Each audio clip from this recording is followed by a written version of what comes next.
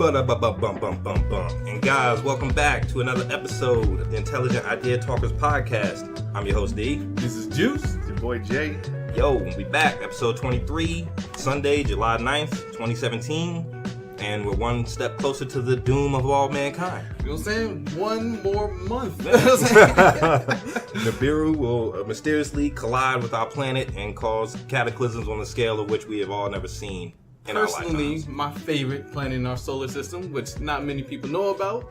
Yeah, people like Nibiru. They only see it every, 3,000 years or so, you know. So, we should probably get a toast in. Put on your tin hats, hold on to your butts. It's going to be a wild ride. Toast. Yeah. Sipping a little Sailor Jerry spice rum, along with a little, Jamaican rum cream. Yeah, man. It's actually pretty good. Tastes really good. I might actually start going that way. The Jamaica rum cream. Yeah. What? Because my rum and... No offense to my Jamaican homies. My rum and my darks are usually mixed with a Coke. So when you pour the Pepsi, I'll say, oh, that's perfect. But then you brought in the cream, and the rum cream, and I'm like, okay, well, that's actually not bad. This is actually how I might start consuming my rum. Look, y'all, this something's looking on this table.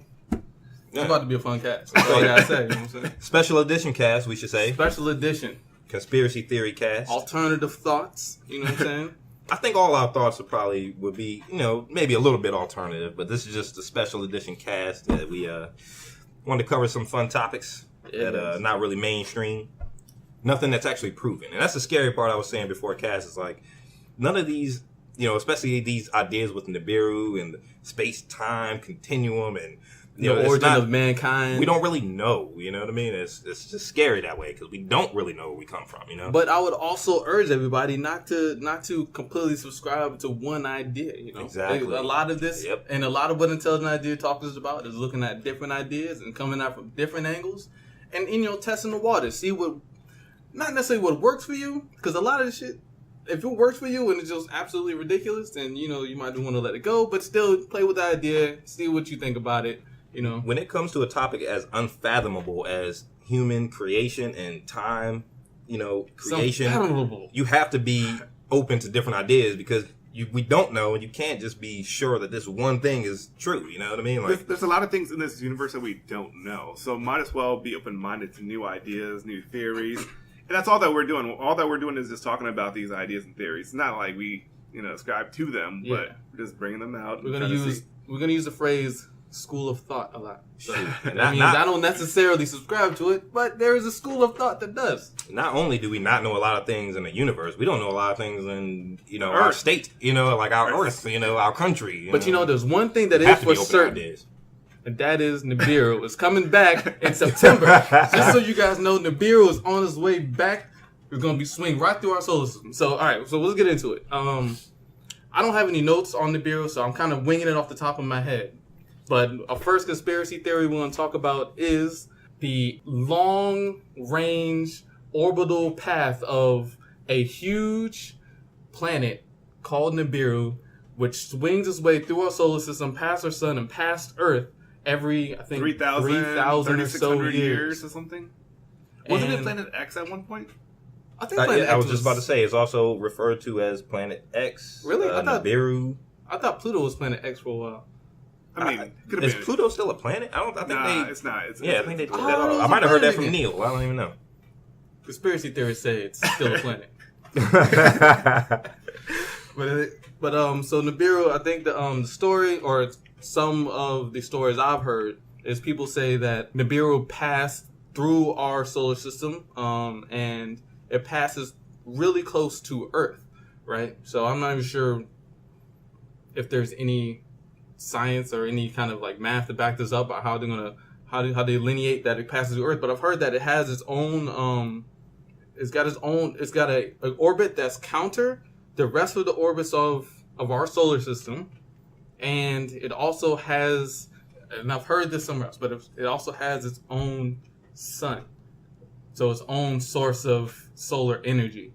So does the sun follow it around on its orbital path? This is what they say. They say it has some solar source of energy that it carries with it, and that's how it's able to make such long voyages and return, because of it's able to generate its own energy, its own heat, through like a alternative source. But which is crazy because like that comes into the theory like is that made by whoever is inhabiting Nibiru? I mean, is that something they creature created, made it, or is that how Nibiru is supposed to be? You know, able to would sustain it be called itself. synthetic if it's aliens that made it? Yeah, I guess. I don't know. I don't know about that. That's cool. I'm going to do a lot of head First exploding mind blown. emotions this cast, but you guys can't see me. But I've also heard that possibly humans came from Nibiru. Right. Like, the whole drop-off theory, where like Right. Like we were, was 300 something, something, yeah. but still it was like I guess maybe some Nibirians, Nibiruns. you know what I'm saying, hopped off, you know what I'm saying, made their way to Earth, and Maybe that's boom. maybe that's why Prometheus, the whole Prometheus theory kind of ties in because that movie maybe it was more closely linked to some of the theories that are out there. You know, especially the beginning, how they kind of dropped off to Earth, planted the human seed, and from that seed, this organism grew, eventually became human beings and all other, maybe even life on Earth, right? I mean, we have to come from somewhere. I don't know, man. That was always saying, I'm going to say this a lot, we don't actually know. So that's the scary thing about it, man. We can pull up article after article, but we don't actually know. Maybe we just don't see Nibiru because it's a little bit out of where our scientists are looking, right? This is why we need video editing. All right, I pulled up a Wikipedia page on the Nibiru, and they have a theory called the Nibiru Cataclysm. They actually have a picture of a variable star, V838. I can't pronounce their full name, so I'm not going to. But they have a picture of it, and it's followed by a light echo. And the light echo kind of looks like, I don't know if anybody's ever seen, I'm going to make a reference to a superhero movie, Fantastic Four. Remember where Galactus came to Earth and it looked like this cloud thing was kind of engulfing the planet, you know, and that's kind of how the picture looks. That's why we need video editing so the audience can know what I'm referring to. But it's like it's followed by a light echo, and they're saying that that's something like what Nibiru would be like. So whether it collides with the Earth, or it comes with its own maybe that's with the sun, own swirling force. Maybe right? that's the sun. It has its own orbit, right? Yeah. What if this thing is so big? It has its own orbit that comes through our solar system, our orbit, with its own orbit. And so that whether it hits the Earth or passes close enough, and close in space is what? A couple 100,000 billion odd miles? Space miles? Is a space mile? Is that a thing? I don't even know if a space mile is a thing. A light year? Yeah, there you go. There you go. It was go with light years. Yeah. Right? So we're going to drop spiles. Basically, all human life or life on planet Earth will come to an end. That's one of the theories with Nibiru. That it's actually going to collide or pass close enough to Earth to cause a cataclysmic event that we've never seen before. Right. I just came with my own conspiracy theory. You want to hear it? All right, so I just thought about this. What if Nibiru comes to? It has its own gravitational pull. It has its own orbit. It has its own its own sun, right? What if it comes and it pulls Earth out of its orbit, right, and pulls it into its own orbit? Either way, we die. Well, I don't know. Maybe not. It would start like even if the Earth some shifted. might die. Maybe everybody. What's a low space mile number? Maybe 200,000 miles, right? That's. I mean, how can you measure distance in space, really? Right? Okay, 200,000 light years, right? Mm. If they shift the Earth's planetary rotation or orbit or whatever, even 200,000 miles into space, that would probably cause such, calamities I think that it'll fuck us up, man. Because like, if you think about the way our sun works, and the moon, and Earth, gravitational pull. The distance away from the sun is we're in that perfect zone. If we were a little bit further, we'd freeze to death. Yeah. If we were a bit closer, we'd burn to death. So I feel like this is not going to be good. Either way, we're dead. Sucks being human, man. We need to be like Prometheus. Fragile. I mean, like, okay, well, talking about the whole, like, Earth colliding and all this other stuff, like, the creation of the moon, though, was basically, like, something hit Earth. Kind of bounced off. And then, pieces of whatever that was, or pieces of, like, the Earth started to rotate around, the Earth, and it hit our moon. That's also why there's so many craters on the moon, right? Because a lot of those ambient pieces... What if a comet or, like, an asteroid that hit Earth was carrying something? Like bacteria, carrying like organisms and whatnot. Maybe that's interstellar seeding of Earth you're talking about. Yes, absolutely. I mean, it's also known as panspermia, which is basically like biological spreading through space without the need of a spaceship. living matter hitching a ride on, sunlight or inside rocks and whatnot. It's possible. I mean, people also believe that maybe life came from Mars. They did have water there at one point. They did. That's true. I think they found frozen deposits of ice. I'm making it up. But what if there was an advanced civilization there, they jumped ship and came to Earth, or what if craters and all that, because it was a very hostile area, millions of years ago, where craters and asteroids are, being collided upon.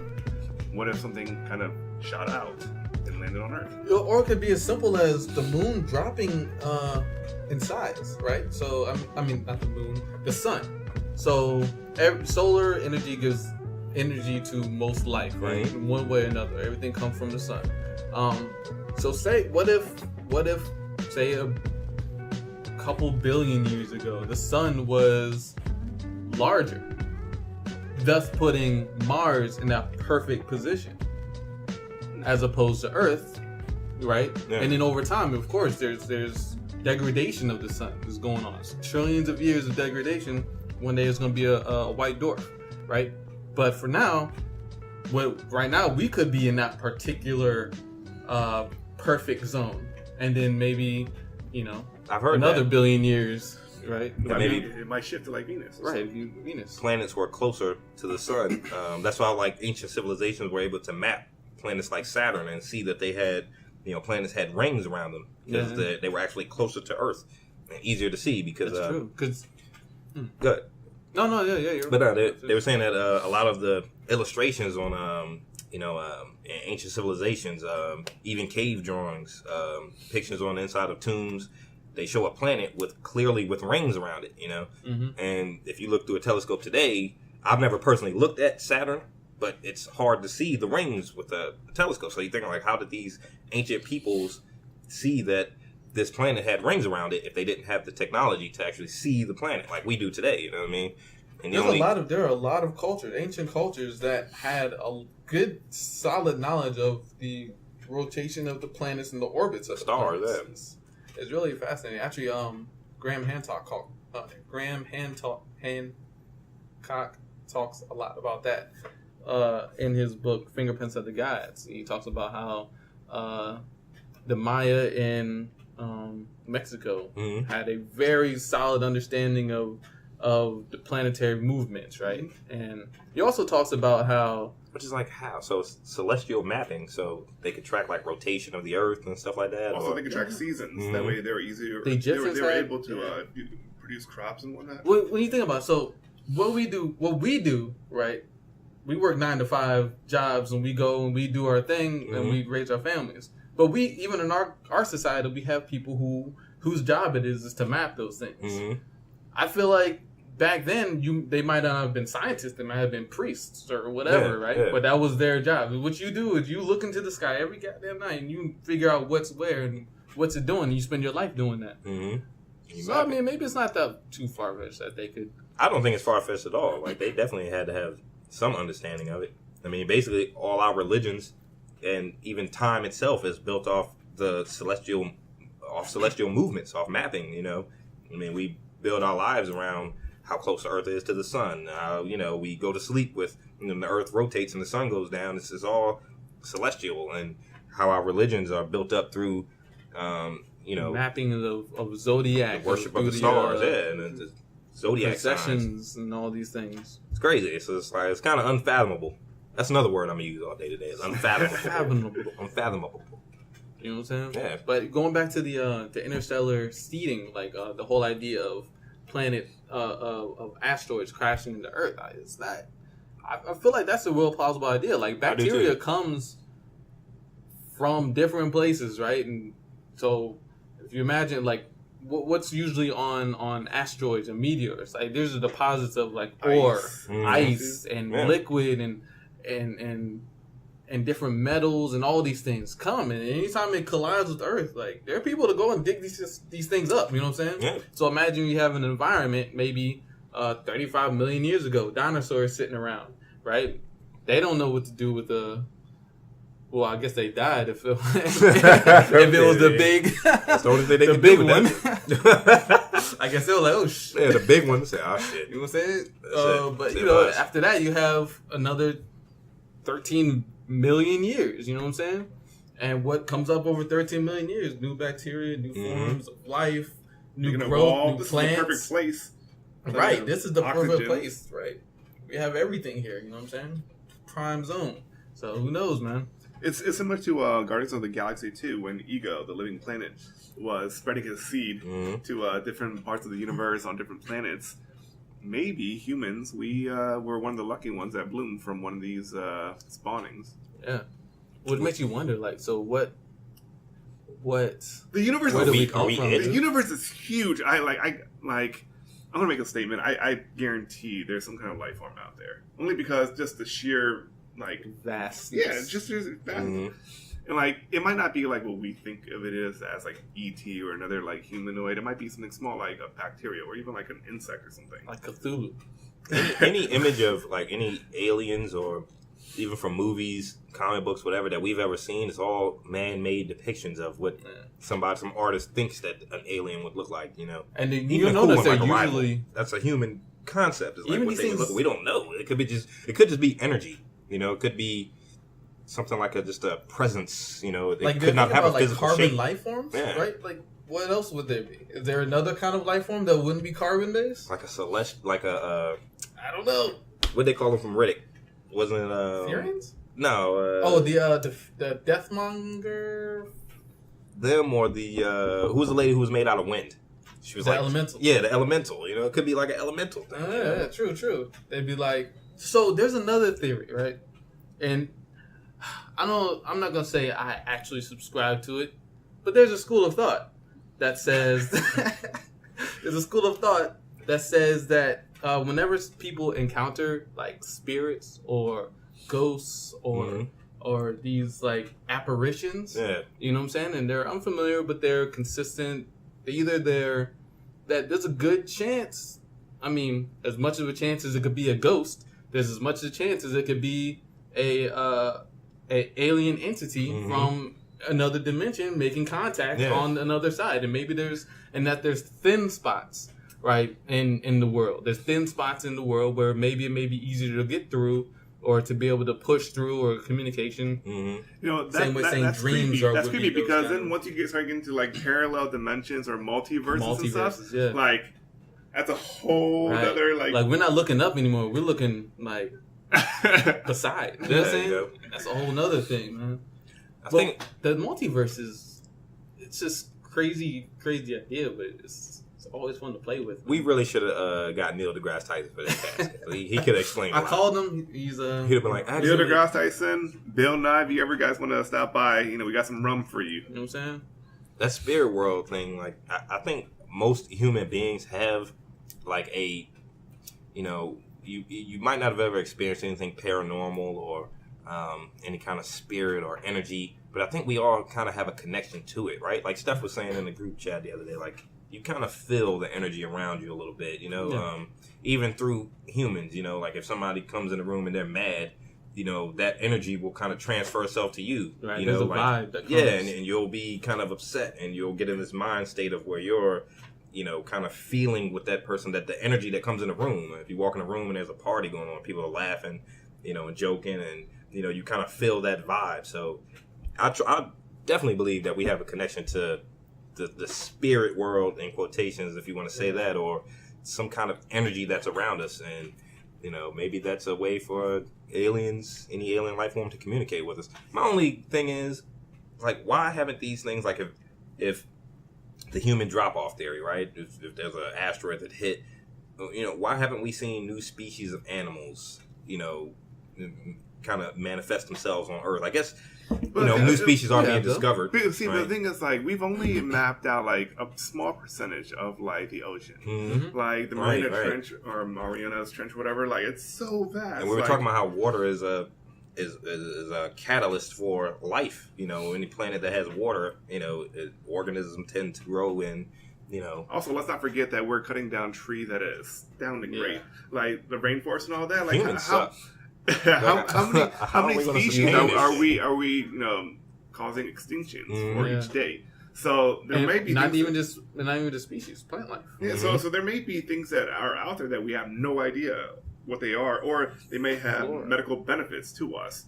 We're just destroying them. The cure for cancer could be out there, actually, but we're just... I fully believe they have cures for diseases that they don't actually want to cure. Treatments are more lucrative.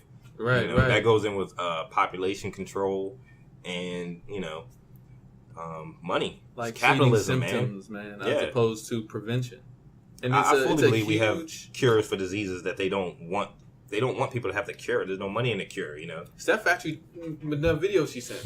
Was it Health Life or something? I saw it on. I tried to pull up the video. They took it off YouTube. But, they did. I watched it the other day. I tried to.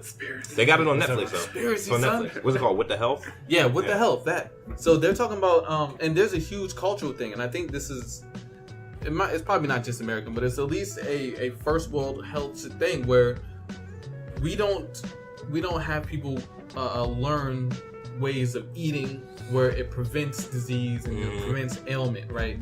We eat whatever the hell is given, and then our doctors treat symptoms and they treat problems that come up. Like they're completely reactive as opposed to proactive in our approach to health and life, and that makes a huge effect on how we live our lives and how we survive and how long we live. Like imagine if people actually ate, and not just ate, but were raised to eat things that they were supposed to eat, that our bodies are supposed to process. Our bodies that's not sorted out for easy production and easy capitalism. Yeah, capitalism. Exactly, capitalism. Right, to sell it.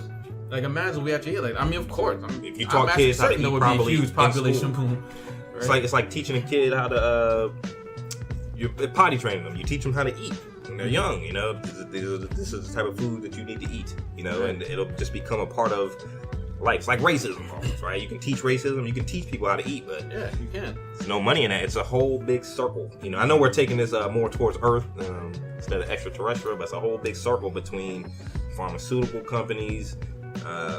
The sellers of food. So as far as conspiracy theory goes, production. I don't think that's a conspiracy theory. I think that's just a fact of life. Like that's capitalism. Definitely not not a conspiracy. Definitely theory. Maybe not a theory, but it's a conspiracy.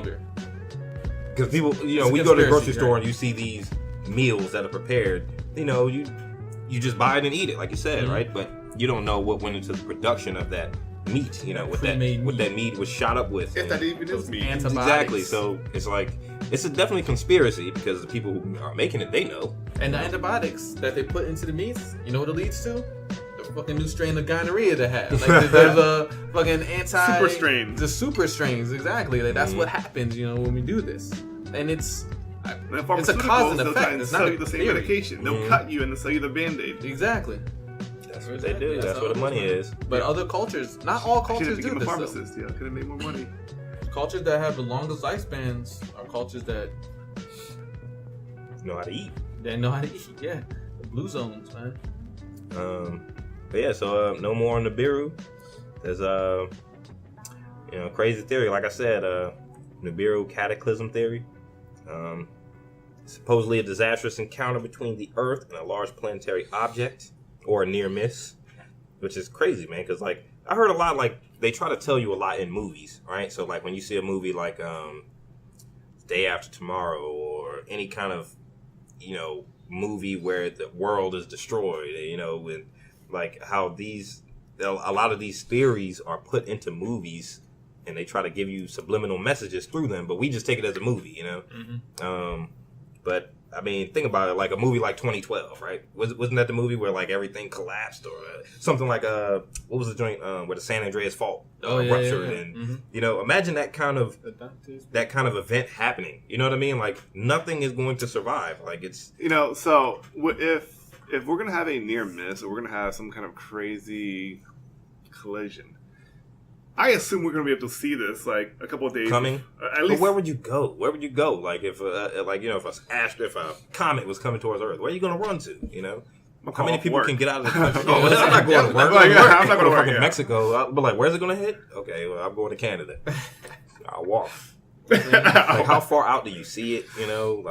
And how fast does it get here? Right? Human civilization is so fragile. We're so fragile. But so is everything. Think about if the like whatever was out there, whatever that asteroid belt was.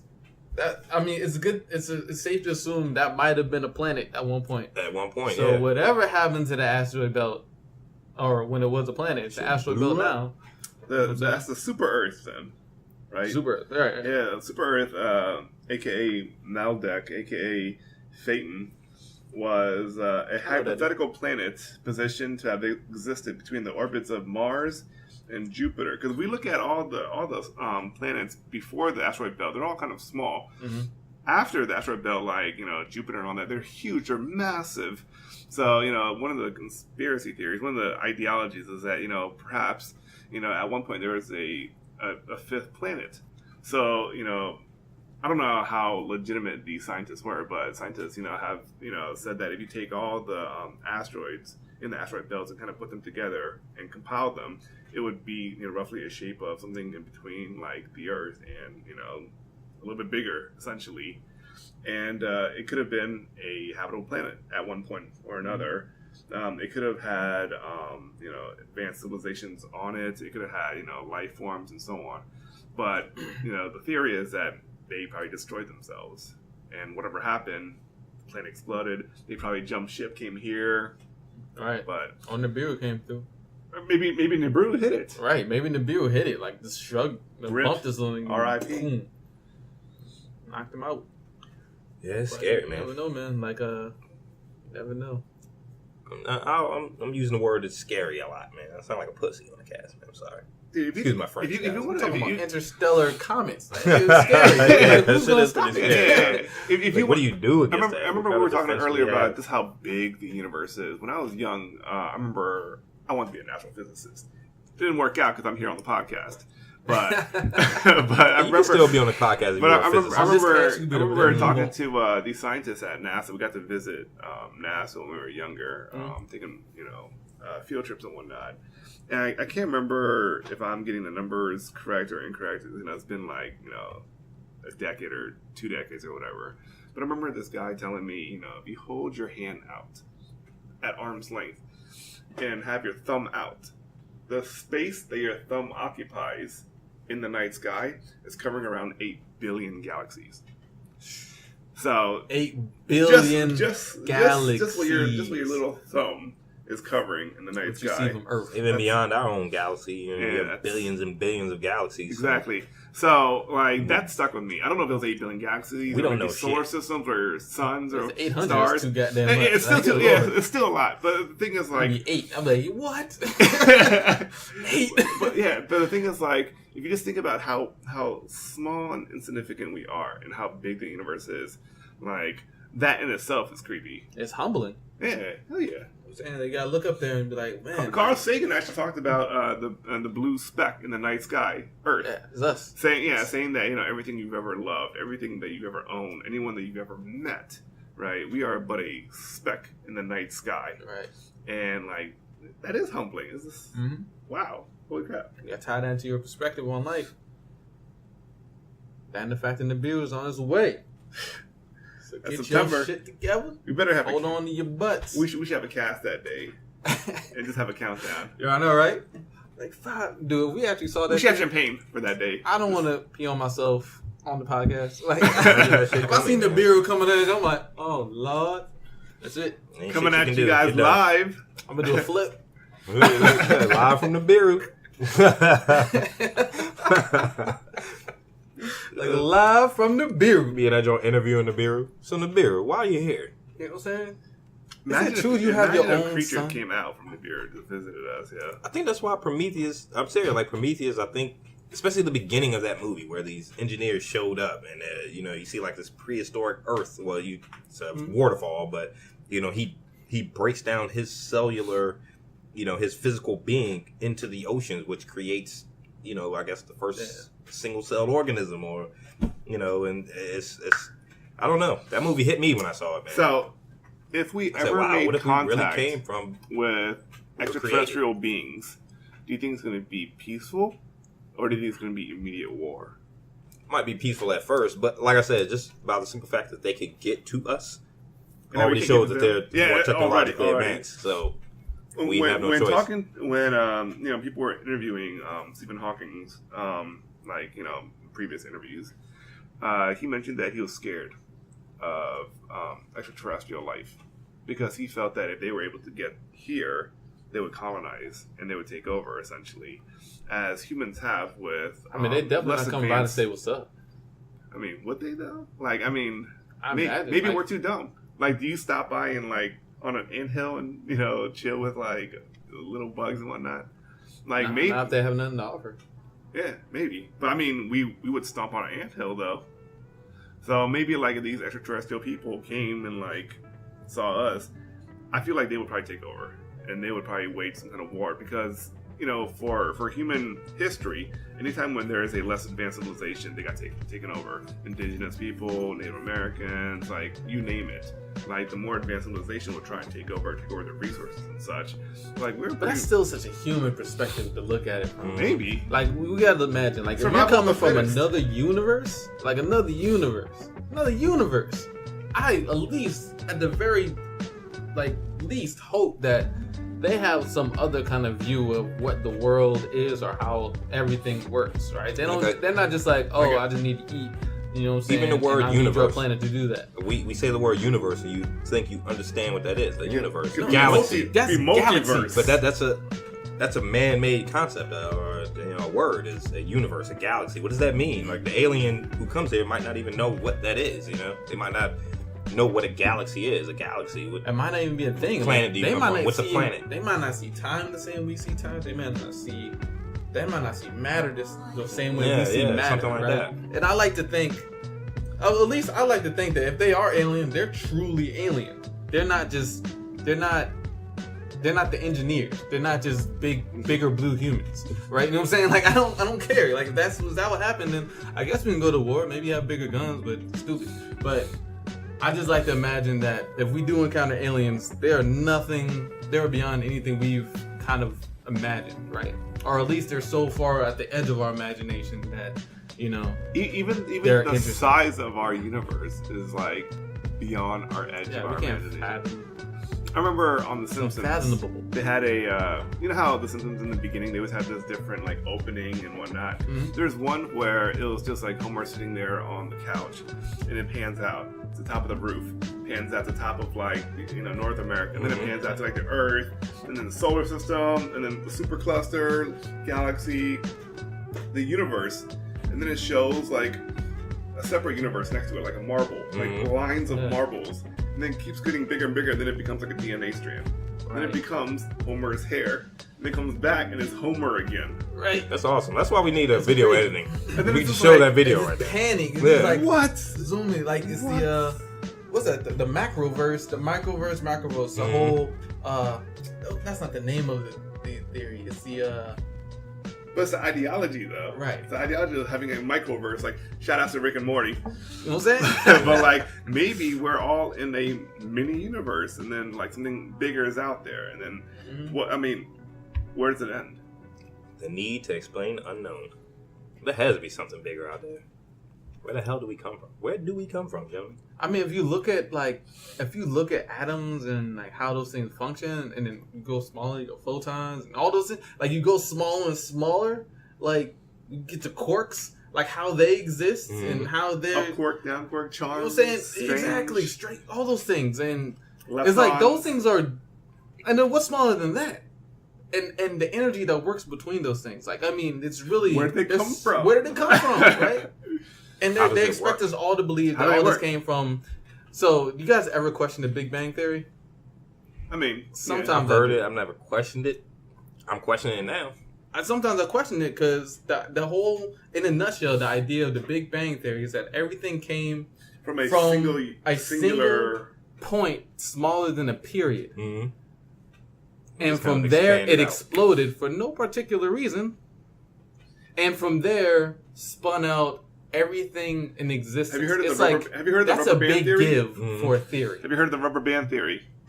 Is that how the quarks? Well, basically, it came from the Big Bang Theory, where it explodes and the universe is expanding. It gets to a point where it's going to stop.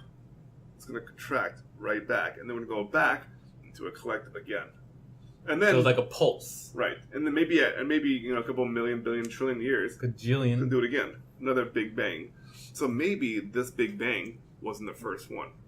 This could have been the second, third, 400th one. Could have been the 4 millionth one. We don't have any way to map it, and everything is But the controlled by rubber time. band theory, that's something that I've heard growing up, and I was like, what? That would make more sense if we have a pattern going on. But even then, you 'Cause gotta maybe reach. like If you reach back to like, what started that the pattern? previous lifetime of our universe, maybe we were having it in the podcast. Hey, the intelligent And idea then that's- speakers podcast. And then that's where some Like of the slight ideas, variations. That's where the idea of deja vu comes in. Yeah. Like maybe you lived a previous life. You ever maybe, wonder what deja vu is? multi-universe, maybe in a parallel dimension. Like You ever sat down somewhere and you just look up and you're like, I've done this exact same shit before. Exact same thing. Yeah, and, like, you, I think and everybody I've has thought that this feeling, exact yeah. same thing You know, before. I've at actually this called time. something out like that before. It's I was like like, an echo or you know what? I bet you this is gonna happen. And it does happen. You're like, man, I gotta get a drink, dude. I'm losing my Fucking deja mind. vu, man. Like deja vu is some scary shit, and that's to me that's a multiversal thing, like multi-dimensional thing, man. Like something happened in parallel along with where we are, or it's been in a dream or whatever, but we've been here before. Even the idea of dreaming is interesting because like Dreaming is what fascinating. if you are in a fucking dream? What if when you die you actually wake up? Like the whole premise of lucid dreaming is I don't know. you have to know whether or not you're in a dream. I still say Dave gets nervous. He's like, "Yo, as far as death, we are physical beings. I think once we die, I think that's just kind of it. So that's what I believe. I think that's it. However, have you heard of the single consciousness then? We're like Where your consciousness just we're like transferred? essentially like like there is no time, there's no like whatever like over tidbits of experience for we a are larger like I am just consciousness. I might be Jay, but then like when I die, I might wake up and I might be like someone else, and this is me living out different experiences. Like I might have been like Hitler. Like your I consciousness could have will been be. Stalin. I could have been like Trump. I could have been whatever. But there is no time frame because I am everyone. That's a single consciousness kind of thing. And the idea is that we live all these lifetimes just to kind of perfect ourselves. and the whole idea is to come back and to perfect ourselves, to actually experience what needs to be experienced in order to go on to whatever the next thing is. And it's like reincarnation kind of thing. One of the things with That's a Hindu concept, right? Yeah. Or the whole Buddhist. Yeah, I don't remember where I heard that until we reach nirvana. Right. One of the things with time, talking about death, is like we measure human lifespans in years, right? Years are measured in months and days and hours, and you just break it all the way down. These concepts of time, when you're dealing with the celestials, there's no, what's the concept of time? What is a year? Because our time, again, is as far as the Nibiru is rotation, concerned. their orbit around the sun. Well, once we're out of our solar system, then it's like, what is it then? Or What even is time? once we're off of our planet, like time. Yeah, because changes. days for rotation changes. Yeah, it changes. Everything changes. It's wild, man. Some deep all shit. context, Some deep man. cuts right here. I need more to drink. You know what I'm saying? I think so, man. I think so. All right, so I want to talk about. So there's one theory I want to talk about, and we discussed it a little bit, and I think we brought it up in the cast a long time ago, but it's the Stoned-Ape Theory. So it's another theory on human development, on human consciousness, right? So let me take a swig. You need a swig for these type of casts right here. All right, man. So this is a theory I heard from scholar Terrence McKenna. And he was a guy who was really into psychedelics and how he always, and also trying to understand the complexities of human life. He always looked into the fringes of our knowledge of the world, right? And he talked about these things. And one of the theories he came up with, and it doesn't hold a whole lot of credence, but it's a good theory nonetheless. So he talks about how one of the problems with evolutionary biology is that as they explain how why the tiger has stripes, why people have so many fingers, why giraffes have long necks, right? Why giraffes have long necks? Why they explain all those things? They don't explain how the human mind. They can explain how the human mind has evolved in such a way as distinct from other primates to where it functions, thinks, predicts. And does all the things that the human mind does.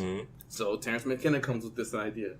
And he talks about how it wasn't a condition of simple internal evolution of our environment, but it was a dietary thing, right? A dietary dependence we came up on. And he talks about like back in the ancient times in ancient Africa, where the source of all life really began, and how when not humans but our primate ancestors, right, were foraging, and then as the foraging for food in these huge jungle tropical areas, and how as these jungle tropical areas began drying up, over millennia, because the climate was changing, that these tree-dwelling people came down, and they were looking for new sources of food. And that's what primates do. They'll test new sources. They'll go to different places, and they'll find something, and they'll try it out, and they'll spit it out, see if it's good, and if it's good, they'll eat it again, and then they'll spit it out, make sure it doesn't poison them. Is this dude dead? No? You know what I'm saying? Right. He's good. All right, cool. Somebody had to test that shit. All right, so he was like, everybody, this is good. you go first. You go first. You're going to go first. All right. You know what I'm saying? So, like, as they're doing these things, they came across cow patties, right? Cow patties, so this is the ideal place for psilocybin hallucinogenic mushrooms to grow on cow patties. And as there's these, or at least ungulate animals, their feces has the correct chemical compounds to grow psilocybin mushrooms, and they grow large and they're colorful. So and also, like, even now, like, baboons will find cow patties and they'll flip them looking for grubs or whatever. Actually, there's monkeys as well in the Amazon that bite millipedes and centipedes that have poisonous like releases, as a defense mechanism. They'll agitate them and bite them just to get high. Right. And there's other examples of animals doing things just to get high, right? Like bees and elephants eating fermented fruits, right? And they're like, they know these are old and bad, but they're like, yeah, fucking squirrels. I'm ready. You know what I'm saying? Eating like fermented pumpkins. They'll get exactly. So toads and stuff. Every creature has a degree of proclivity towards that. So here, so the next thing they would do is they will try them out. And so as they were trying out these psilocybin mushrooms, so Terrence McKenna has a theory, and he talks about the three levels which could lead to what would be potential evolutionary advancement. So the first level, when you're trying psilocybin mushrooms, when you eat psilocybin on a small scale that's smaller than the dose you would need in order to actually get fucking high, get hammered. The low levels, you experience better visual acuity, right? So increase in visual acuity, which means better edge detection, which means that in a society where you're foraging for food and you're looking out for predators, people who can see, or the primates who can see better, have a better chance of surviving. And if you're using these things and you're surviving better, your family's surviving better. Like those people who also do the things you're doing. I keep saying people, but these weren't people at that time. But they're also doing the things that would help them survive better. Yeah. So that's the first step. And they also have some science that backs this up. I forgot the psychologist's name, but he did experiments on people who took small doses of psilocybin and gave them eye tests before and after they took them, and their visual acuity increased like dramatically. They were able to see from distances things they couldn't see before in these vision tests. Yeah.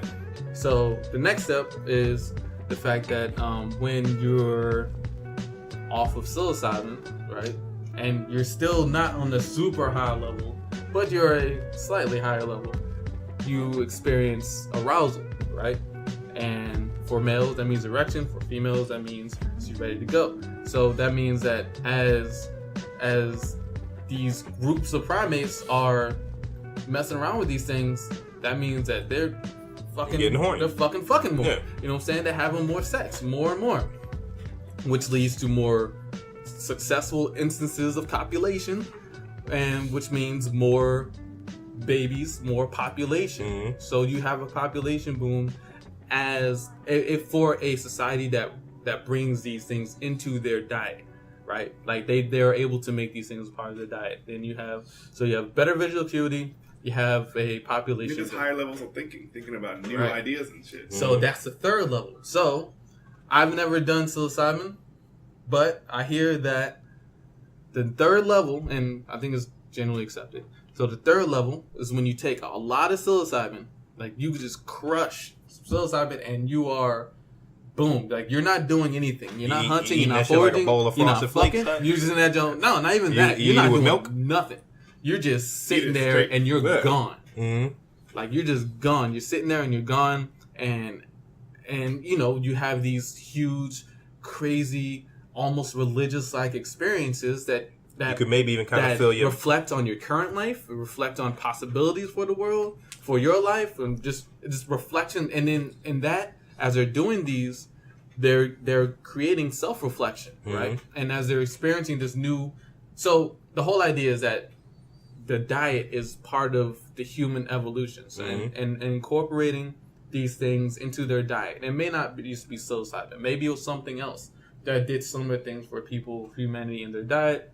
But because of these things, they were able to change how their frontal lobes work, their believe their I believe neural that, cortexes work. So you're saying that has something to do with human evolution of the mind? Right. Is- That is- pushes from our monkey mind into the current mind we have now, what we consider the human mind. Speaking of like the hallucinogens and the mushrooms specifically, I heard like a lot of religious concepts are actually based off, especially in ancient times, was based off sex worship, and you have a story like in the Bible where they found the manna. Remember what story was that? Was that Moses? Yeah, Like, sure. Yeah, he found the manna. But they were actually talking about it because the Bible is supposed to be this book of ideas, and it's supposed to tell you like it's not a book to be taken literally. So No. instead of finding manna, they actually found mushrooms, is what they were eating. And a lot of the religious worship back then was based upon sex and actually the consumption of hallucinogens, mushrooms. That makes And sense. that's Like, actually some- what they some found in the religions have forest. ayahuasca and stuff. Mhm. Yeah. You know what I'm Like saying? That shamans use it, drinking that stuff. the manna fed them in the forest, but they weren't eating manna. It's not like a tasty. What did they teach you in church? That it was this tasty flake Yeah, the that fell tasty down. It's supposed to be Yeah. like a wafer. It was actually or mushrooms that something, they were or, like, eating. It tasted like honey or something. Yeah. Mhm. I buy into that. That It was those something things had else. something to do with the Or mind, the evolution whole, of the mind. the ancient idea of it's easier soma. to conceive that, hey, they're probably eating something that's on the ground or found something that, like Yeah. white and this and that, versus something that came out of the sky. Yeah. So there's this thing called soma, which is it was something that the gods, I think the gods ate back in and I think they talked about I think it was the Rig Veda or something, or one of the old ancient Indian texts. Anyway, it's just like it's the food of the gods, and from this food they eat called soma, like people experience like higher planes, and they're able to ascend. They become godlike, and they're moved further than their human placement, and then they lost soma, right? It was just very similar to the whole mana thing. Right, Or they even, lost their mana. They weren't able to have it anymore because they did something wrong. The next cast we should be doing ayahuasca. Yeah, that's Hey, crazy. son. Do some peyote. Oh my God, who is that in the corner? Talking to a coat rack. Yo, this joke You know what I'm tripping. Yeah. But it's I totally buy really into that. cool. That nutrition and the things that you eat would develop your mind.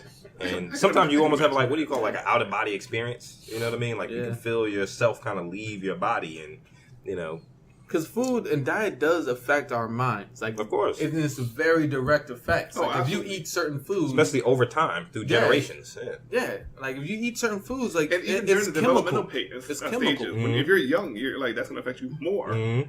It's the same as taking a medication. You take a certain medication, it affects your mind in a certain way. neurologically and biologically. Neurologically, yeah. everything. And all these things are very chemical. So, like the idea that, like I've also heard before that like mushrooms have been, what was it? It's called I heard Joe Rogan talk about it. I heard Terrence McKenna talk about it. The ancient mushroom and the cross, where they talk about, I think it's called ancient mushroom and cross. Anyway, so it's about he's a scientist, a historian or something, and he did a lot of research, and he came to the conclusion and he has his book, he came to this conclusion that Christianity is based off an ancient mushroom cult that used something cubensis, a particular mushroom. It's the same mushroom that they always talk about or have in Mario Brothers, the red and white mushroom. Yeah. I can't remember the name of it, but that was that mushroom was the basis of the Christian religion that we experience today, and how this red and white color is always symbolic. Like why are cardinals in red? Or why are the priests are always in white, and why is Santa Claus red and white? You know what I'm saying? Like he's one of the main representatives, and how reindeer, they consume these things, and that they say that through the reindeer's urine, if you drink that you'll be able to experience this higher level. Right? Hey, you first. You first. You gotta test it. You gotta be a test man. I don't even doubt that. Because there are people out there who you heard about the most. I can't remember. I don't know what it's called, but like the most expensive coffee in the world is from like animals who eat coffee beans, and they poop them out, and then they just basically they roast that. They roast poop. Well, it's digested coffee beans from like animals. I hadn't heard of that. So no, it's expensive as fuck too, though. And so drinking, that's some shit rich people pay for. Yeah, you know what? That's a lot of other cultures. So the whole reindeer thing, you know what? I can believe that. I can believe that shit happened. Or if it's not, then reindeer. They say reindeer are definitely associated with those mushrooms, and Santa Claus rides on this reindeer. It's black and white. Red and white. Right? Yeah, definitely. Or even like wordplay, Santa, Satan, and how God derives from good, and the devil derives from evil, and it's like it's all wordplay. I heard some crazy theory like the English language was actually manufactured to go along with the church, with the Vatican, to when you describe something, it was built up around that religion. Yeah, it's crazy. So like the language reflects the religion. As far as the poop. The poop for the coffee beans and all that. Like Americans, man, we're so industrialized to where everything we do consume is like processed. So we don't like, a lot of other cultures, the visual, Our food is so fake. It's so visually incorrect. We don't have anything to do with the goats. Or if you tell somebody you're drinking goat milk, in American culture, you'd be like, goat milk? What the fuck is that? You know what I mean? Because we're so used to... Like, there's no goat hair in our exactly. milk. We're so used to cow's milk. You know what I mean? Like, another country, they picking goat hair off the tongue. They consume that, man. I want that fresh Cambodian breast milk. You know what I'm saying? Hey, look, he said, son, some good Cambodian breast milk. Hey, the motherfucker hit the two bottles together. He's like, told you what? He said, bad boy. That's the coffee, yo. Vietnamese weasel coffee. Definitely a conspiracy cast. That's what it is, man. That weasel Rich coffee, people. yo. But you know what? You know what would be good? I'm gonna feed a weasel some coffee beans. I'm gonna eat that shit. You know what? And I'm gonna boil that shit, and I'm gonna drink that. I think we were talking about that before. How like sell it to the Americans. Especially human life, we always try to find some kind of intoxicant. That's what humans do. We're going to find some type of drug, And I guess that protrudes to nature as well, With, like you said, animals will pick up these slugs and bite them to kind of get that intoxication. Licking toads. Like, it's not even... That's a cool point. It's animals, it's everything. Like, repression is good for nothing. Repression is not good for any creature. Like, humanity. Like, people repress alcohol consumption, and people, what did? They made moonshine. Like opium. They suppressed that. People created other things, and they're still doing it, right? Like this the more you try to is not a thing humanity can deal with. Prohibition. Yeah, the more you try to restrict something, the more it's going to expand. Exactly. Same with marijuana. People never stop. Goddamn it. Even harder drugs. If somebody wants heroin, they can get it. They're gonna get all the drug laws that are around, they're going to get it. Right, you know what? That goes back to the whole pharmaceutical companies. The reason why a lot of these are illegal is because pharmacy companies, like, they have the exact same drugs, just different name brands that they give different out. Chemical compounds, and like, a lot of these drugs are just as addictive as or more so, any illegal drug. So, right. Like I think they did a study recently. I just heard about it the week, but they did a study on people who were having pain, and they tested the pain. They had the option to use marijuana as a pain reliever, or to use Vicodin or some other not over-the-counter, but some other prescribed addictive drug. Yeah. And people were like, I like the marijuana much better. All this other stuff makes me sick. It makes me constipated. I need medication for this medication. If I take the marijuana, I'm just high. And people focus a lot on marijuana because of the familiarization of smoking it, but you can consume marijuana in other ways. I mean, you got oils and Yeah, it's all types of There's ways. so to many consume. But useful you know what? stories. Like, I blame the whole dare, the whole war on drugs in the early war on 90s drugs. and stuff, right? Where they're like, oh man, like this is your brain on drugs, is like a fried egg and whatnot. Dare was actually cool. That was a fun Friday in school. When we had Dare was a fun Fridays. Friday. That was fun. Dude, that was so bad though, because of that fun. ideology though, like Mhm. marijuana and all that. Now it's just like, oh, like all the older generation, they remember those commercials. Mhm. And they're like, oh man, nah, that's a devil's grass, or like, Yeah. Your brain on drugs. You know what's funny, It's a man? different time, Like the man. right wing, they never have to talk about conspiracy theories. Mm-hmm. Like their shit was always somehow implemented. Like marijuana being bad for you is the conspiracy theory of conspiracy theories. Like it is. It just there's never been any backup. They said, "Oh, We'll win Mexicans will all come first. rape your daughters." Like that shit is not a thing. It'll You know make what you I'm saying? crazy. Like, it'll make you Yeah. crazy. That's not a thing. Fuck is y'all talking about? You know what? We're just gonna boom law. It was like, fuck. How come y'all never talk about conspiracy theories? Like, can we hash y'all shit out sometimes? Trickle down Yeah. effects. Trickle down economics. It's Can we fear hash mongering, this man. shit out It's fear sometimes? mongering. All they Yeah. do is they just play off of fear. Like, let's scare the public, and then let's do what we want to do. Think about how much knowledge we actually don't know as just the public. We say governments lie to the citizens. Like we said, who writes history? The victors. I mean, how much of actual even human history, let alone celestial history, that we do not know? For sure. Like we don't know. Intergalactic history. When I was doing a lot of this, I'm about to try to talk about this maritime admiralty law. I pulled up a pretty good article on it.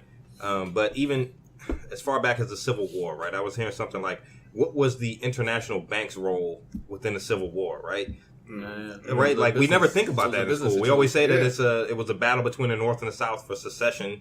Where the South wanted to secede from the North, and they needed to repair the Union, and that's what brought it about. But what role did money play? What role did banks play? Definitely economics. What role did England play? France. Like there were economics going on between different countries, and we're never taught about that. And that's fairly recent history, let alone 200 million years ago. And It's true. a comet hit the Earth or something like that, man. It's Sometimes fucking scary I feel actually, because like- we don't know shit. We don't know, man. Sometimes I feel like in school, it's like when you're young, just teach people how to read and do math, and save history for when you're older. Because you don't give a fuck when you're 13. And you would think I didn't care at all about anything history related when I was 13 through 18. I just didn't care. What kills me about these human constructs of society, especially American. I'm not gonna say society, but definitely America is like It's important. teaching people how to eat well, right? That's something that should be taught in school. That's a basic human thing that has nothing to do with any kind of government or allegiance. Remember we used to say the Pledge of Allegiance in school? Somehow. You say the Pledge of Allegiance? Yeah, I remember Think that. about the words that I pledge allegiance to the flag. never That's like said a it. verbal That's a contract lot. That's between a you lot. and That's a lot to do. Would you pledge allegiance to anything now? Like, I grew up Joe's Witness, so we didn't do that. if Trump said, But- if Trump decreed that you stand up and pledge allegiance to the administration of Trump every morning, would you do that? Hell no. Exactly, but we're pledging allegiance to a flag. What does that flag represent? What is that flag? What's behind it? What went into building that flag up? I know we went from There's this book I gotta get. we went from space down to Earth, but I guess it kind of ties in with this There's conspiracy a lot theory. of unknowns, man. Doesn't matter what level it is. Yeah, I was going to say, it also depends on who is benefiting from all this. Yeah. Like, even Banking, commerce, man, No, like exactly, money. exactly. It was like, where do we fit in, man? We're just a common person, and it's all a circle. These pharmaceutical companies, they don't want to cure anything. There's probably some hallucinogen that could cure diabetes or something like that. That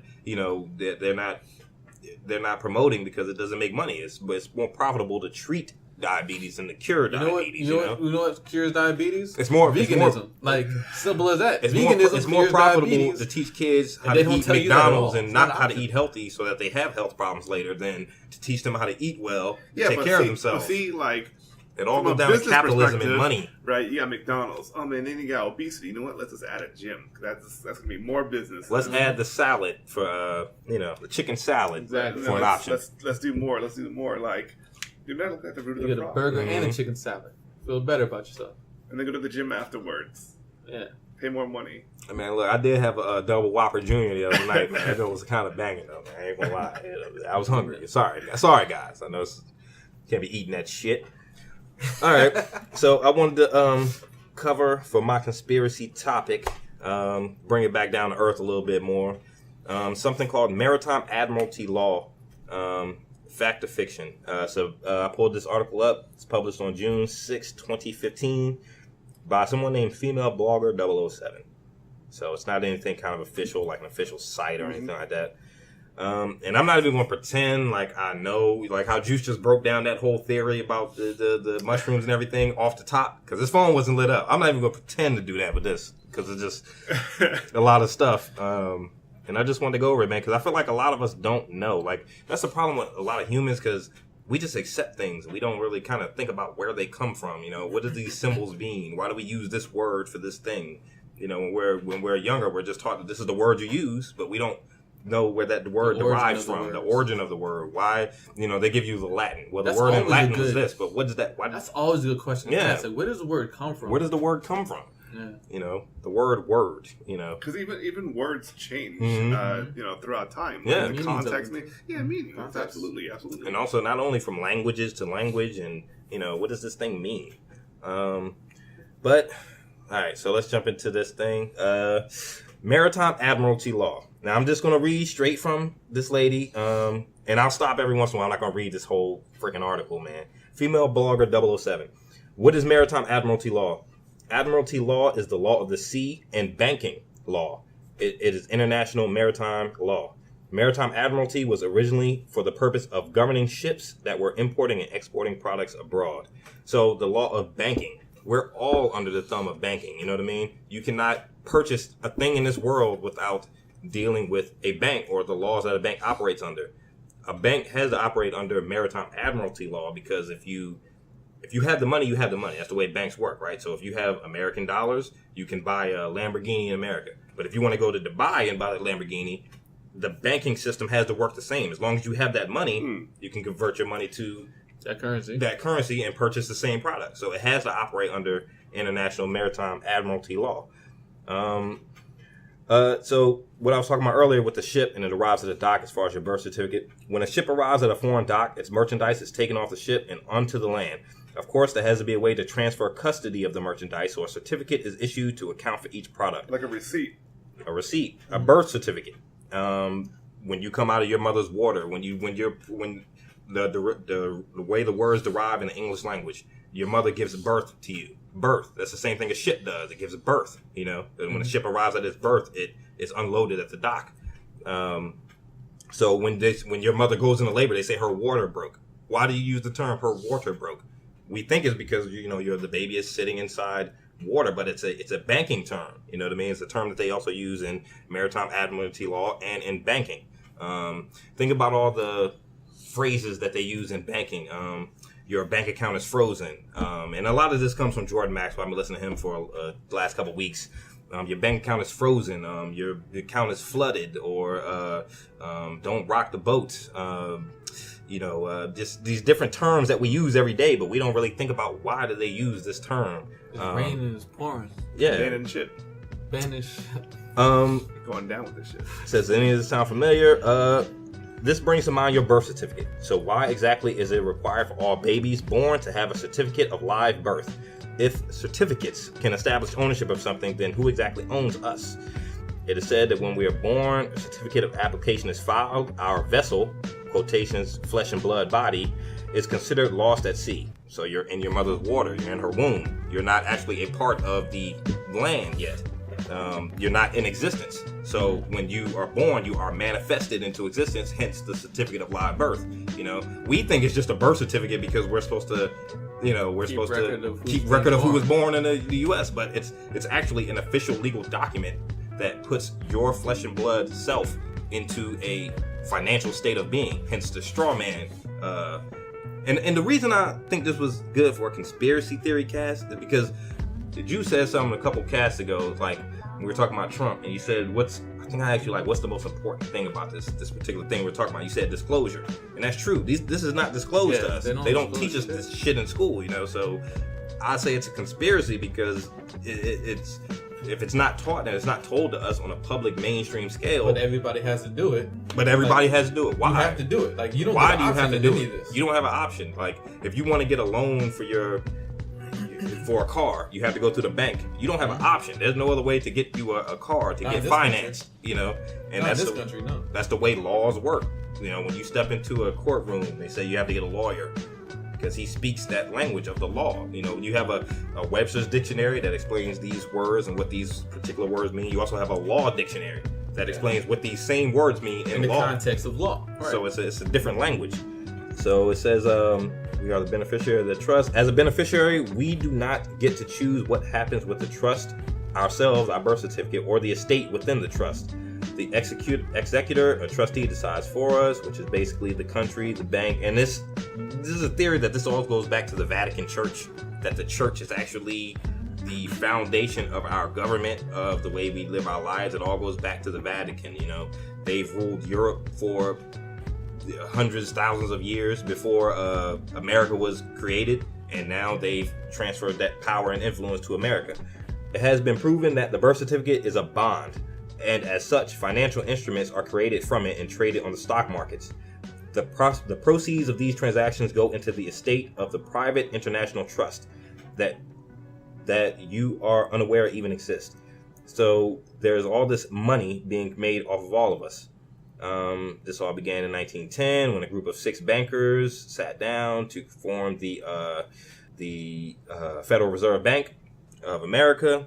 That whole Federal Reserve Bank situation is everything has extended from history. Like when I've been looking at this stuff for the last couple of weeks. You know, you talk about the Revolutionary War, the War of 1812, how the British came back to kind of reclaim, you know, what they lost. We just were taught that the British came back. A lot of that had to do with banking. You know, we owed money to the crown that we couldn't pay. You know, that's how we got here. We took that's how we were here. Bring that up through the Civil War. They're like, you owe us, man. The Civil War tore the country apart. The Union came into debt with a lot of international bankers, which is who financed the war for the Union side.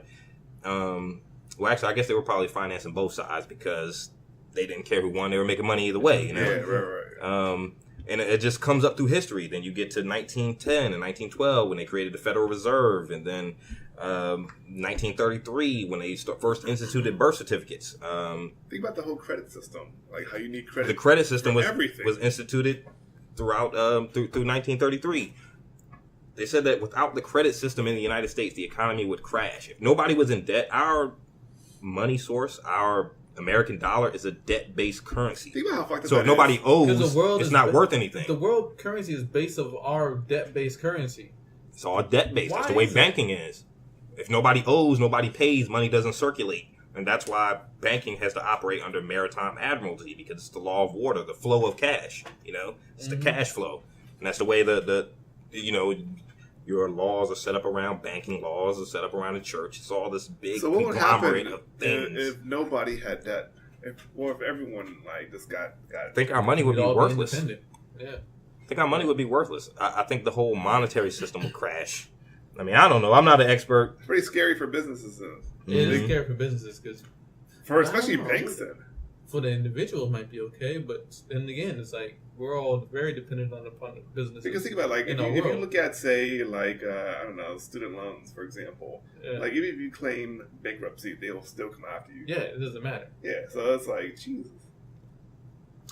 Now, so it's another point in the article. She highlights a bunch of her main concepts. Again, this is from a female blogger 007 on a website called Understand Contracts. Let's see. She says the whole process switched, and this is after 1912. Federal Reserve comes into existence. Yeah, basically 1921 through the years of remember the First World War is going on. A lot of people are in debt. There's a lot of money to be made, opportunity.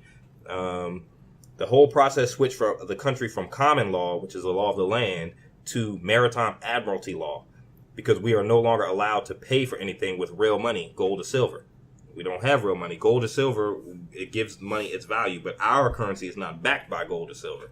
It's a debt-based currency. It's backed by debt. You know, that's why the U.S. debt can never actually decrease. You know what I mean? We can never actually get out of debt because that's how our money supply is. That's how it is formed. It's a debt-based currency. I've always wondered about that. Like, what would happen if, like, we finally paid off our deficits? Yeah. We'll never be able to, not with the American dollar. There's another theory out there that says that a lot of these international bankers the Federal Reserve is actually a privately owned company. It is. Right? Yes. Who was the former head, Alan Greenspan? There was an interview with him saying that somebody asked him, what's the relationship between you, the Federal Reserve, and the President of the United States? He said the relationship doesn't matter because the Federal Reserve is basically above the law. We don't answer to any government agency. It doesn't matter what the relationship between the Federal Reserve and the President of the United States is. We are a company unto ourselves. They don't influence us. Yeah, right. We provide you with your money if they wanted to. Right. So people own the Federal Reserve. How do you own a money supply for a country? Like, how is that possible? We don't even think about it. We just get paid. You cash your check. I've heard about that. Yeah, it is so shady, man. Get paid, cash your check, pay for food, that pay this. this. In any other country. You look at a dollar. It says this is a legal note, a note of tender. Used to pay all debts, but it's not money. This problem, I wonder. It's not money. It's currency. So what does this mean for us? It means we can never actually fully own anything because we have no money of substance to pay with it. We are only able to pay with promissory notes, which are either in the form of a promissory note, such as when you sign a note to purchase a house, or in the form of Federal Reserve notes. What this also means for us is that since we can never legally pay with money or of substance, the government is actually obligated to discharge any debts we may incur. Wait, so that means by Federal Reserve notes, that means dollars? Dollars. We can never actually pay for anything because we don't have money. We're not using money. Money is gold or silver. Mm-hmm. You ever see those commercials on TV that says cash for gold or something like that? Why are those things there? I heard that's actually a government agency who's trying to hoard gold. They want to take gold out of the hands of the public, and trade it for these worthless banknotes, that only have their value as far as. Because remember, every time there's a crisis, those things always pop up. Like, hey, money for gold, come on, it's gold. That's right. And they always talked about the petrodollar, and how the U.S. dollar is the international exchange currency, right? So if that, the reason that America was threatened by the likes of Saddam Hussein and Gaddafi and these other guys is because they kind of got out of line with the Federal Reserve. They wanted to start printing or using their own money. Saddam Hussein wanted to use the euro. He wanted to take Iran off of the petrodollar and put it onto the euro. All of a sudden, we're in Iraq because we say he has weapons of mass destruction. It's like humans are so gullible because we just accept it. I won't say humans, but Americans, like we just accept this shit that we're told. I'll say humans because I imagine if this was not anywhere else, everybody's like, okay, I'm just trying to go to work tomorrow. Yeah, it's crazy, man. It's scary. It's this whole big system that works that we don't really fully understand, but we operate in every single day. Mm-hmm. And in a way, was the whole chattel thing. Like we are in that way, totally. We are chattel. Totally, right? Like we are the currency. And that if all this is absolutely true, then we are, with our consent or without our consent or even without our choice, because to decide to not be the chattel is to be homeless and to be destitute, right? So in that way, it's like, yeah, we are human chattel. We're kind of forced to do it. We're forced to. Like otherwise, there's no other options. Like if you're going to be off the grid, like you can't be off the grid. You're right. You can't because even those who try to, like, they try to siphon water from like rainfall or like whatever. Yeah, they get fined. Mm-hmm. Or like even if you don't want to use electricity because you have solar panels or solar power or whatever, you still get fined. Mm-hmm. What kind of crap is that? Exactly. And how they're trying to enact all these gun control laws. They want to de-arm the public. I mean, you don't want. If shit ever hits the fan as far as the petrodollar in the economy, you don't want to arm the public. You don't want, people in the streets. The scary thing is, we can never beat the idea that if shit did hit the fan and people were pissed and they tried to go after the government with guns, the government still has the army and it won't be much of a fight. Oh, it won't be much of a fight at all. I was gonna say, I mean, they can press a button and blow up a fucking neighborhood. It won't be much of a fight at all. Like, it'll be bad, and everybody will be pissed at them. We'll move on. What are you going to do? You got to go to work the next day. Don't do that shit. I could blow up Alexandria or Arlington, but you got to go to work the next day in Houston, so take your ass to work. We're so indebted to money, to currency, to like. We will never be able to actually fully get out of debt. You, the individual, might, but us as a society will never be able to, because that's what our currency is based off of. It's based off the cash flow, you owing other people. You know, you pay your cable bill, the cable pays their bills, the bills, you know, it goes back to the government, the IRS. They end up paying the bond back to the Federal Reserve, who creates more money, and it's just all this big circular thing, you know what I mean? But that's worse. That's how our whole money system works. Not to divulge into like a completely different topic, but I'm curious, just like a rhetorical question, like for more advanced civilizations, extraterrestrials, I'm curious to see like what they use as currency. What do they use? Is currency a concept to them? Right. Or maybe everyone's just friendly to them. They're not dicks. They're not trying to like get the best of each other, kind of thing. Because maybe they don't even have gold or silver on their planet. You know what I mean? Maybe that's an earthly product. I'm not sure. Earthly. I would say it's a very distinct product for like the whole idea of currency. But who as says that it's today. precious though? Who says that it's worth What something? gives gold and silver its value? Is that a human? It's not human. the rarity. Limitation. Yeah. It's supposed to be rarity. But the thing is, like, there's other things that are so more much rare of it though. now. There's other materials and minerals and like whatever that's more rare than gold and silver. Mm-hmm. But then like platinum, for example, like Is platinum worth more than gold and silver? But again, these are subjective. These are constructs. Yeah. So It's not real. What gives it its value? So, Or even like taking back to actually, if we want to talk about Zachariah Sitchin, right? So it's because why are you gold. looking at me like that? You like this? It's because gold. Houston had a couple You see. things, man. You gotta watch it. I have, yo. You haven't got mad yet this cast. It's coming. I gotta say something. I gotta think of something to say to get you pissed off. All lives matter. I'm gonna say, yo, Trump is cool. I'm gonna say, yo, Trump is cool as shit.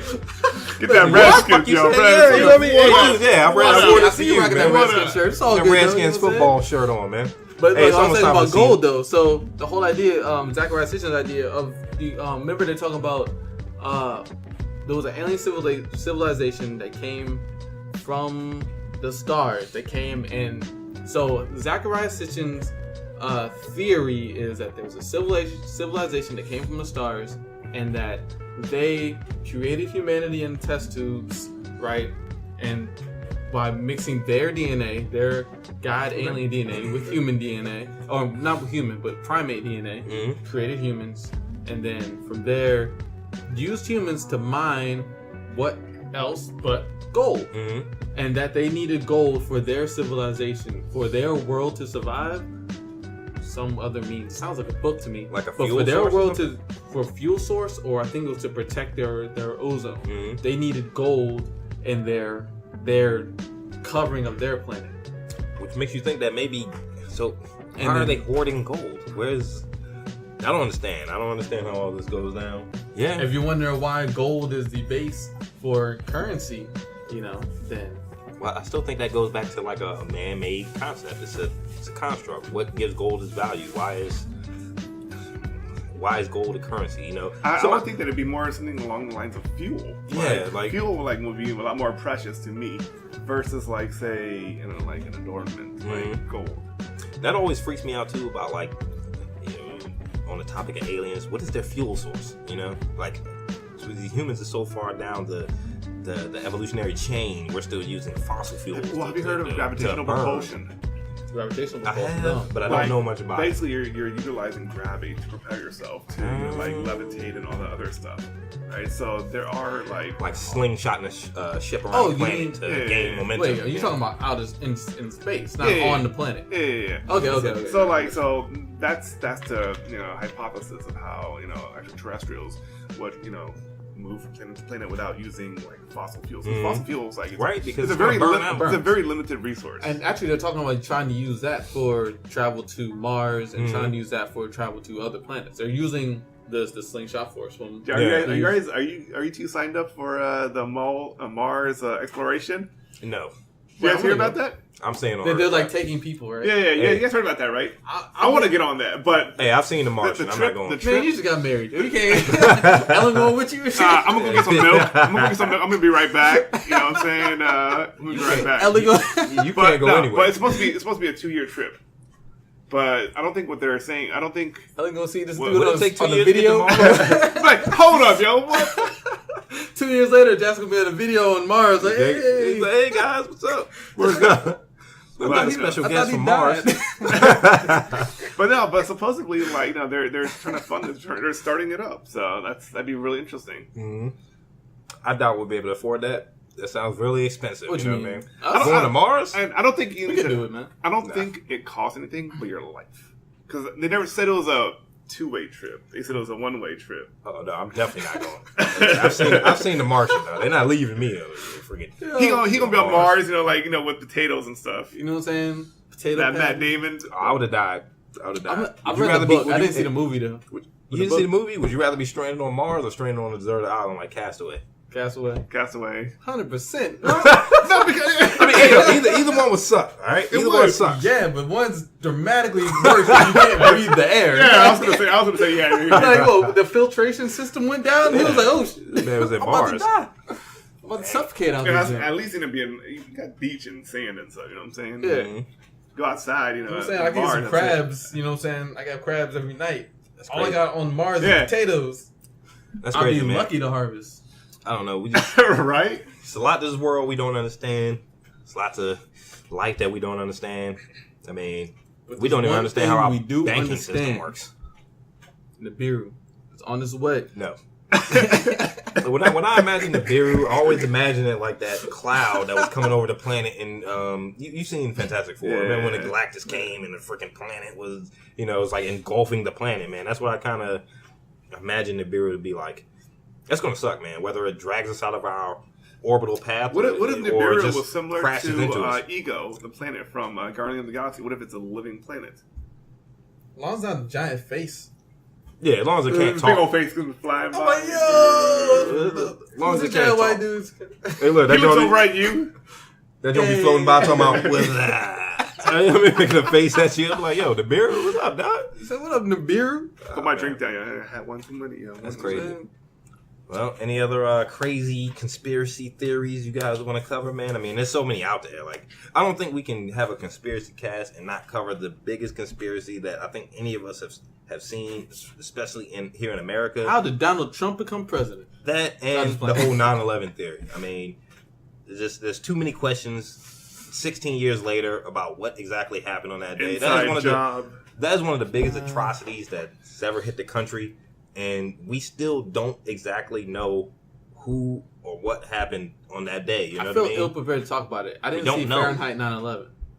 Immortal Technique said that even it was an inside job. He said I've seen it. And all that. I mean, when you have something simple like Building 7 crashing down 6-7 hours later, why did that building crash? And you come to find out that the World Trade Centers were actually the centers of international banking trade between these countries. So all of a sudden, these are the two buildings that get hit. And Building 7. Why did Building 7 fall? I think we'd be remiss if we didn't mention that. One of the biggest scandals. There were files that were lost. Did you also hear about something was in that building that they didn't want recovered? Something was in that building. The owners of the Twin Towers also, they knew that it was it was not up to code. There was a lot of asbestos and all this other stuff. And they're like, you know what? It'll cost way too much to try to get it back up to date.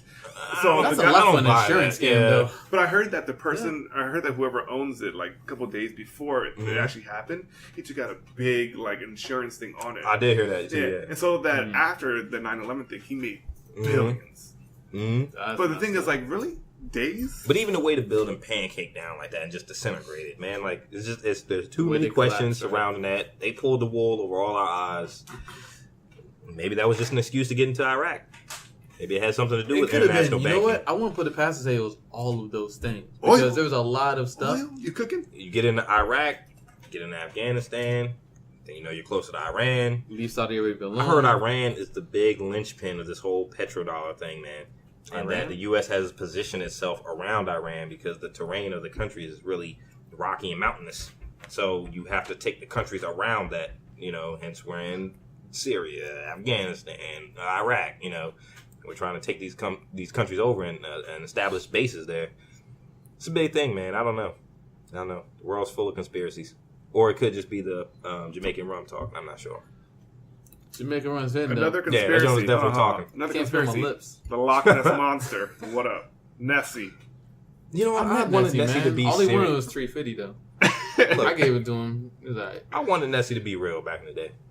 That'd be cool. Do you think it's possible? Dinosaur? I don't buy none of that stuff because the footage is always grainy. You know what I mean? Do you Like, think, why do you think always it's have possible grainy at one footage? point then that My cell phone recorded better footage than that shit. Like if I think they, it was a giant plesiosaurus just in the water. yeah, just, you know what I mean? Like I'd catch a but good why would it be picture. in Ireland? Yeah, you can't make it to the oceans. They're like Yeah, outlet like to the this- ocean there. That's a stretch. Like just Ireland, how much fish is in that lake to feed a plesiosaur, which is pretty goddamn big. No, that one's definitely fake. I just don't buy it. not real? Nah, not real. Bang. I believe. You know, it's crazy because I'm talking about Nibiru, and I think there's some substance to that as opposed to Loch Ness All Monster, right, which is closer to all Earth. right. Area 51. Area 51, I think- I totally believe, bro. Yeah. I totally believe the government has more knowledge about extraterrestrial life or technology than they're letting on. You know, like a lot of times you can't tell people the truth. It's like they always say in movies, you can't handle the truth. You know, if the government came to us and really told us what they're doing in the Middle East, a lot of people wouldn't be able to handle that. You know what I mean? What are you really doing? You think there? so? Because I It has feel like something it, to do doesn't, it won't really affect our daily life, though. I think people would But just be when like, eh. Yeah. They'd be like, man, that's fucked up. When you're willing to bomb kids, I gotta go to work tomorrow. Yeah, no, exactly. I'm like, yeah, I gotta go work, though. Like the Syrian nerve gas thing. Like there was like, yeah, that's a thing that happened. Mhm. Somebody dropped nerve gas, and then Trump launched all those missiles, Mhm. right? But everybody's like, man, it's fucked up. I gotta go to work tomorrow. You know what I'm saying? Like, I gotta pay bills. You know what I'm saying? Yeah, But I damn honestly, sure gotta like, go to work tomorrow. Area 51, my level of belief in that has dropped significantly since Trump has become president.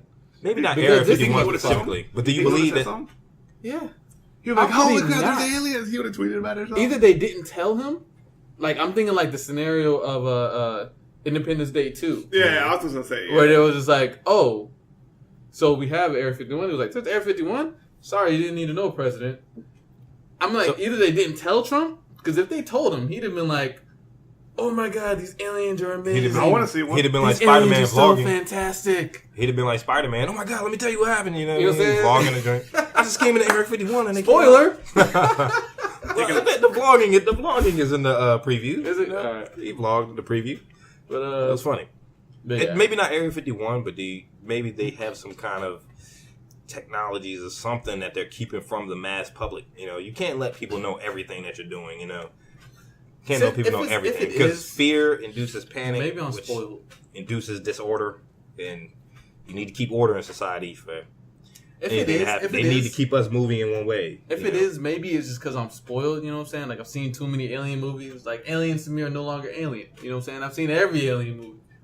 In my mind, I've encountered many aliens in the movies. I'm prepped for whatever pops up if they're physical, 3D beings. we Okay. may not You know what? understand the concept Hold of on. actual alien. Pre-cast, we talked about Ex Machina, right? And in Aliens, you know, we've learned about, you know, the story of David. Right, right. What if you've encountered a David, but you just didn't know? The android? Yeah. Like a Like, it's a Nephilim or person? something. Well, as a person or even like an alien. Like Ex Machina. Like, you know, it could be a symbiote or something. Like, you would never I know. could tell. I could tell. I'm like, You there's think something so? different I'm like, about you. You think man. so, though? I'm like, yo, you really smart. Why you blink like that? Yeah, you know what I mean? I know. If Why, so, why you drinking petrol? here's the thing. Yeah, you know. You drinking oil or whatnot. So you call Yeah, it hey. Wait a minute. Is that a glass No of more oil? spice rum for y'all guys. Hold on, Y'all yo. tripping. Wait a minute, man. This is why white people. We got Bender All right, up in here. stop. Alright. You know All what I'm right, saying? all right. Last one off of my top of the head, though. You think Tupac's alive? No. Really? You don't think he's in Cuba sipping on a daiquiri? No. That's too damn long to be sitting down in Cuba. Like, he would have been, somebody would have caught him with cell phone video or something, Yeah. you know. 2017. Yeah. Nah, nowhere. I do believe that a lot of these killings were conspiracies. I mean, I do believe that That was a plan. it was a plan, you know, whether you want to say it's from the CIA or the FBI, whoever, you know. David And that Shiggai. goes back to the assassination of King, Yeah. X, Like they killed Kennedy. Yeah, they, that's what they they killed did. leaders Evers. with political motive, And right? you remember when that whole East-West Coast thing started going on. Of course, they didn't kill Tupac and Biggie at the same time, but, you know, these two heads of these two movements that we were getting. And remember, all that's right after the LA riots and what was that, 92? They beat down Rodney King, and you know, it was a lot of unrest back then. And maybe the only way they knew how to deal with it was a bullet. It's the only way the powers that be knew how to deal with anything. But then again, it's like, would a you bullet can talk be all this or revolution would it be, stuff all you want, but as soon as we shoot you and would it kill be you, setting that's up it. the character, right? Like each of these people represent a particular like coast they represent, and if you defame that character, in a way, it's more like they say, like, what was the whole Boondocks thing? If Martin Luther King was actually still alive and he was woke up out of a coma, you know what I'm saying? Would he still have the same motive? Or if he are they more effective alive? Like a Or are they almost? more effective dead, right? And I feel like Like a martyr. in a way, if they're martyrs, then they're more effective than if they're alive. If the CIA really wanted to disillusion the movement, leave them alive, and these guys turn into Snoop Dogg and Gucci Mane. You know what I'm saying? Like just leave them at that. Like these guys, like Tupac might have been interesting and may have had some depth to him, but Biggie sure as hell did. No. But he was seen as the face of that movement, though. And they died, like, what, a year and a half apart? Maybe 2 years apart, so maybe not that big of a conspiracy. It was interesting, but... Remember, they tried to lock Puffy up a little while after that. Puffy was in, like, some murder case or something like that. They'll come after you, man. The government's on lock. We're already under the thumb of the governing body, you know what I mean? Like, we don't... Like we keep saying, you gotta go to work tomorrow. Listen to us right now? Hey, man, don't freak me out. Freak me out, everybody. Alexa, is the CIA listening? Oh, you better not have an Alexa in here. Y'all got an Alexa? He's like, yes, they are. Sirius. I'm like, yo, Karen. Trump is online too. Yeah, you know. Sirius gets up, unplugs himself, walks out the door. Like, why is my phone running? It's like, shit, they're onto us. It launches out. The phone just like, that joint just throws over mechanical legs and shit and get up. That joint, It's like, shit, they're onto us. Laptop closes. Hitches a ride. that joint go get onto your face like a face hugger and You know shit. what I'm saying? Oh, shit. Yo. Damn. Well, I guess that's episode 23, our conspiracy cast.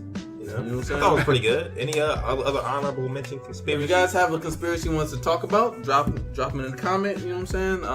Like and subscribe. Yeah. Let us know what you and think. subscribe. You know what I'm saying? Let us know what you think. Let us know if you think the Bureau is going to be on schedule. What are bet you you- guys doing that day? I You bet going into work? A lot of people that do listen to this cast, a lot of the people we know, and even people we don't know, there has to be some people we don't know that listen to it. They have no idea what Nibiru is.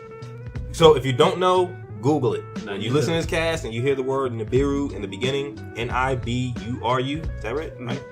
Google it. Well, thank you guys for joining us. Episode 23, Intelligent Idea Talkers Podcast. Yeah. We out. Peace.